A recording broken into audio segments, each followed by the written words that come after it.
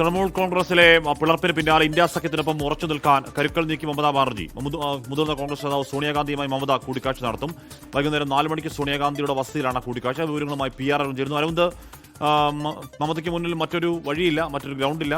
കൂടെ MLA-മാരുടെ എണ്ണം വളരെ കുറവാണ്. ബംഗാളിലെ ഗ്രിപ്പ് ഏതാണ്ട് പൂർണ്ണമായി തന്നെ ഇല്ലാതാവുന്ന സാഹചര്യമുണ്ട്. BJP കൂടുതൽ ശക്തമാവുന്നു. അപ്പോൾ അല്ലെങ്കിൽ തന്നെ നിരീക്ഷിക്കപ്പെട്ടതാണ് ഇനിയിപ്പോൾ ഇന്ത്യ സഖ്യവേദിയിൽ കൂടുതൽ സജീവമായി മമതയെ കാണാമെന്നുള്ള കാര്യം. അങ്ങനെ സംഭവിക്കുന്നു അരവിന്ദ്?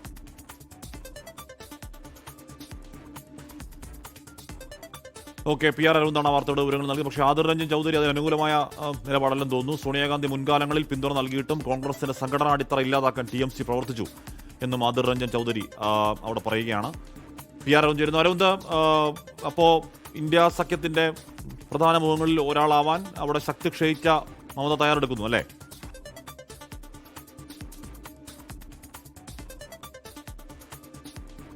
മമതാ ബാനർജി ഉള്ളത് കാരണം തെരഞ്ഞെടുപ്പ് ഫലം വന്നതിന് പിന്നാലെ MLA-മാരുടെ പൂർണ്ണ പിന്തുണ നഷ്ടമാകുന്ന ഒരു സാഹചര്യം ഉണ്ടായിരുന്നു. അതിനുശേഷം MP-മാരുടെ പിന്തുണ കൂടി മമതാ ബാനർജിക്ക് നഷ്ടപ്പെടുന്ന കാഴ്ചയാണ് നമ്മൾ കണ്ടത്. എന്തായാലും കഴിഞ്ഞ ദിവസം ഡൽഹിയിലെത്തി മറ്റ് ഇന്ത്യ സഖ്യത്തിലെ മറ്റ് സഖ്യകക്ഷികളെ കൂടി ഒപ്പം നിർത്തിയ ഒരു പോരാട്ടത്തിനാണ് മമതാ ബാനർജി ഇപ്പോൾ തയ്യാറെടുക്കുന്നത്. ഇതിന്റെ ഭാഗമായാണ് ഈ ഒരു കൂടിക്കാഴ്ച ഇപ്പോൾ നടക്കാൻ പോകുന്നത്. 10 ജൻപത്തിൽ, അതായത് സോണിയാഗാന്ധിയുടെ വസതിയിലേക്ക് മമതാ ബാനർജി എത്താൻ പോവുകയാണ്.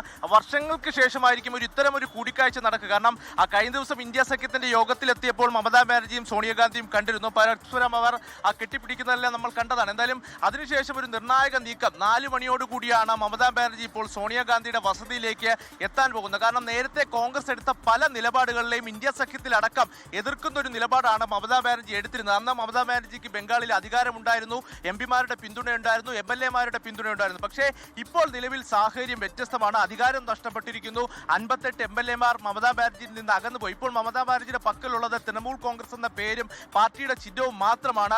MP-മാർ കൂടി പാർട്ടി വിടാൻ ഒരുങ്ങുന്നുവെന്ന റിപ്പോർട്ടുകളുണ്ട്. നിലവിൽ 20 MP-മാർ NDA-ക്ക് പിന്തുണ നൽകുന്നു എന്നതാണ് റിപ്പോർട്ടുകൾ ലഭിക്കുന്നത്. ഇതുമായി ബന്ധപ്പെട്ട കത്ത് കഴിഞ്ഞ ദിവസം ലോക്സഭാ സ്പീക്കർക്ക് നൽകുകയും ചെയ്തു. ഇനി ലോക്സഭാ സ്പീക്കർ എന്ത് നിലപാട് സ്വീകരിക്കുമെന്നതാണ് ഇതിൽ ഏറെ നിർണായകമായിട്ടുള്ളത്. കാരണം 28 MP-മാരാണ് ലോക്സഭയിൽ തൃണമൂൽ കോൺഗ്രസിലുള്ളത്. അതിൽ 20 പേർ പോയി കഴിഞ്ഞാൽ അത് പാർട്ടിയെ വലിയ രീതിയിൽ ബാധിക്കുമെന്ന കാര്യത്തിൽ യാതൊരുവിധ സംശയമില്ല. അപ്പോൾ BJP-ക്കെതിരായ ഒരു പോരാട്ടത്തിന് മറ്റ് ഇന്ത്യ സഖ്യ കക്ഷി പാർട്ടികളുടെ പിന്തുണ അത് തൃണമൂൽ കോൺഗ്രസ് അത്യാവശ്യമാണ്. ഇത് ഉറപ്പിക്കുക എന്നത് കൂടിയാണ് മമതാ ബാനർജിയുടെ ഈ കൂടിക്കാഴ്ചയിലൂടെ ലക്ഷ്യം വെക്കുന്നത്. എന്തായാലും അല്പസമയത്തിനകം തന്നെ മമതാ ബാനർജി സോണിയാഗാന്ധിയുടെ വസതിയിലേക്ക് എത്തും. തുടർ ചർച്ചകൾ നടക്കും. എങ്ങനെയായിരിക്കണം BJP-യെ കേന്ദ്രതലത്തിൽ പ്രതിരോധിക്കുക, അതുപോലെ തന്നെ സംസ്ഥാന തലത്ത് എങ്ങനെ ഈ സഖ്യവുമായി മുന്നോട്ട് പോകുമെന്ന കാര്യം കൂടി ചർച്ച ചെയ്യും. പക്ഷേ ബംഗാളിലെ കോൺഗ്രസ് നേതാക്കൾ സ്വീകരിക്കുന്ന നിലപാടും ഇതിൽ നിർണായകമാണ്. ആദിർ രഞ്ജൻ ചൗധരിയുടെ ഒരു പ്രതികരണം ഈ ഘട്ടത്തിൽ വന്നിട്ടുണ്ട്. കാരണം കോൺഗ്രസിനെ അപ്പാടെ തകർത്തുകൊണ്ടാണ് ബംഗാളിൽ തൃണമൂൽ കോൺഗ്രസ് അധികാരത്തിലെത്തിയതെന്നാണ് ഇപ്പോൾ ആദിർ രഞ്ജൻ ചൗധരി ചൂണ്ടിക്കാണിക്കുന്നത്. കാരണം മുൻപ് പലതവണ പിന്തുണ സോണിയാഗാന്ധി അടക്കം അറിയിച്ചിട്ടും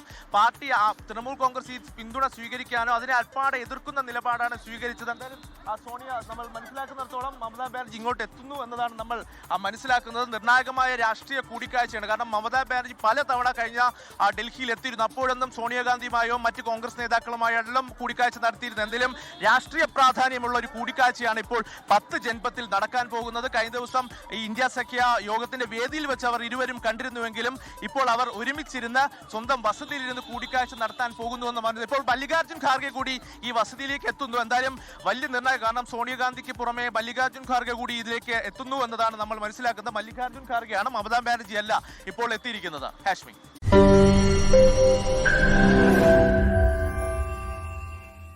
ലോകത്തെവിടെയായാലും ഏത് സമയത്തും 24 വാർത്തകളും ഓഗ്മെന്റഡ് റിയാലിറ്റി പാക്കേജുകളും എക്സ്പ്ലെയിനറുകളും വിശദമായി കാണാൻ ഞങ്ങളുടെ YouTube ചാനൽ നിങ്ങൾക്ക് സബ്സ്ക്രൈബ് ചെയ്യാം.